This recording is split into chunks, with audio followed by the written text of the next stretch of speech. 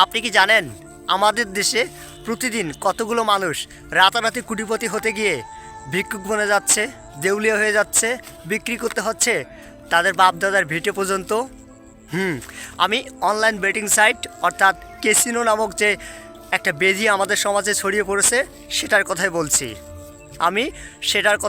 বলছি।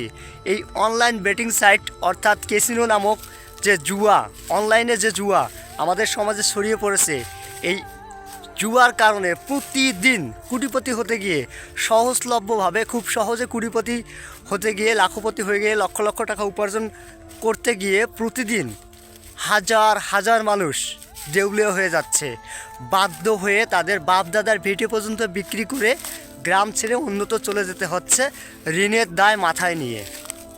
অথচ ধর্তাকর্তারা যারা ওই উপরে বসে আছে তারা নিশ্চুপ হয়েই বসে আছে। ভাবছিলাম যে দেশ সংস্কার হচ্ছে, সব কিছু সবার চোখের নজরে আসতেছে, এটাও হয়তো বা পরিবর্তন হবে।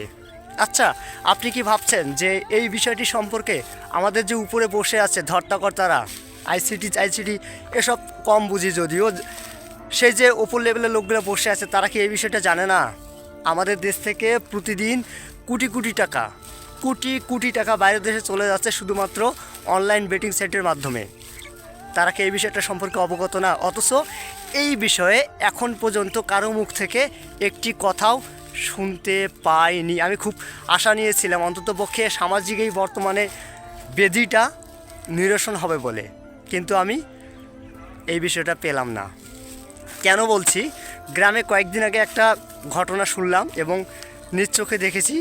আমার একটা দাদা সম্বন্ধে, সে হচ্ছে এক ছেলে এক মেয়ে ভ্যান চালাতো।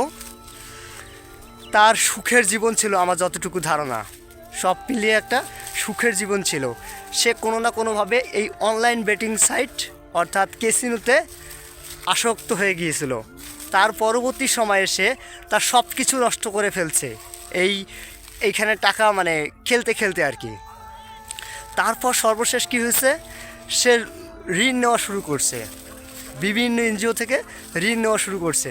একটার পর একটা এনজিও থেকে ঋণ নিতে আর এই সাইডে সব টাকা নষ্ট করতে তার অবস্থা খুবই ভয়াবহ।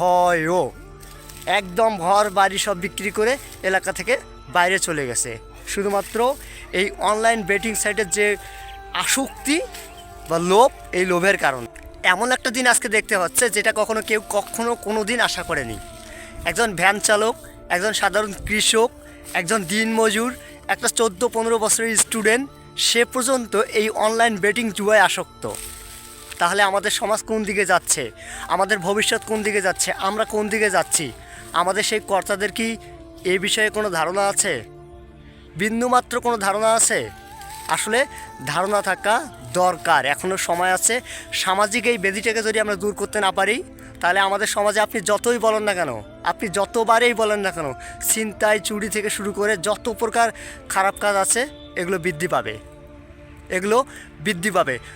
প্রতিটা মানুষ লোভে এবং ফাঁদে পা দিবেই, খুব সহজেই দিবে যদি সেই প্রসেসটা আপনি করে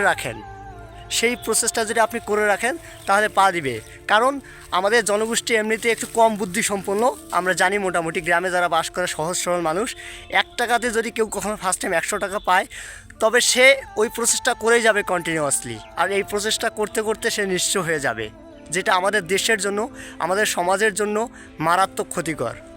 তাই আমি বলবো, যদি কোনো অনলাইনে আসক্ত ব্যক্তি, ক্যাসিনোতে আসক্ত ব্যক্তি এই ভিডিওটা দেখে থাকো, তাহলে যে পর্যন্ত গিয়েছো ওই পর্যন্ত ব্যাক হয়ে আসো। আর যাওয়ার প্রয়োজন নেই, সৎ পথে উপার্জন করে সঠিকভাবে বাঁচার প্রচেষ্টা করো।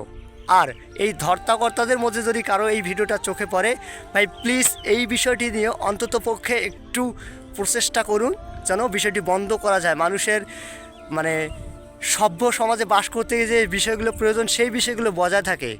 এই বিষয়গুলো যেন বন্ধ করা যায়, মানুষ যেন সুস্থ জীবনযাপন করতে পারে। ধন্যবাদ, ভালো থাকবেন।